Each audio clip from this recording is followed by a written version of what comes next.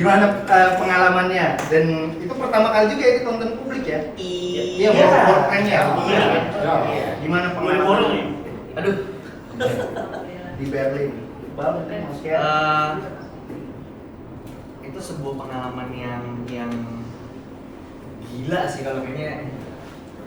Kalau mungkin nggak tahu, harusnya perasaan universal sih, tapi buat kita yang kesana kemarin dan membawa film kita ini, film dari Indonesia ini dan akhirnya bisa world premiere ya, bahkan waktu itu ya world premiere di Berlinale, di salah satu teater yang paling besar, sekitar 2.000 orang, di teater yang tahun lalunya itu mempremierkan filmnya biopiknya Bob Dylan kalau nggak salah, dimainkan oleh Timothée Chalamet di sana.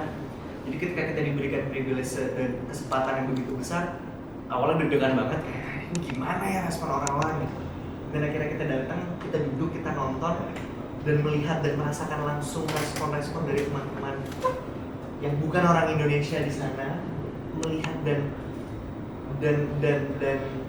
mendengar langsung tanggapan-tanggapan mereka, itu gila banget sih. Karena ternyata apa yang kita pengen sampaikan itu melalui film ini, yang Bung pengen sampaikan melalui film ini tentang lembur culture overwork yang mungkin di Indonesia itu udah sangat-sangat lumrah lah ya, sorry to say gitu. Cuma maksudnya mungkin teman-teman pun bisa merasakan hal yang sama gitu.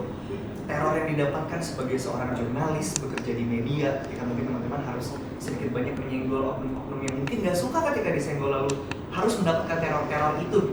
Hal-hal itu yang kita pengen sampaikan lewat bentuk kami ini yang bekerja di pabrik rambut ya. Dan itu ketika ditampilkan ternyata kedekatan itu tuh nggak hanya terjadi di Indonesia gitu loh kan. Para bule lah ya kita sebutnya gitu yang gampang. Bule-bule ini tuh melihat ini juga, mereka juga bisa merasakan hal yang sama. Mau mereka kerja di agensi, mau mereka kerja di media sana juga, mau mereka kerja di manapun, ternyata perasaan uneasy, horor, teror di setiap tempat pekerjaan itu nyata adanya gitu.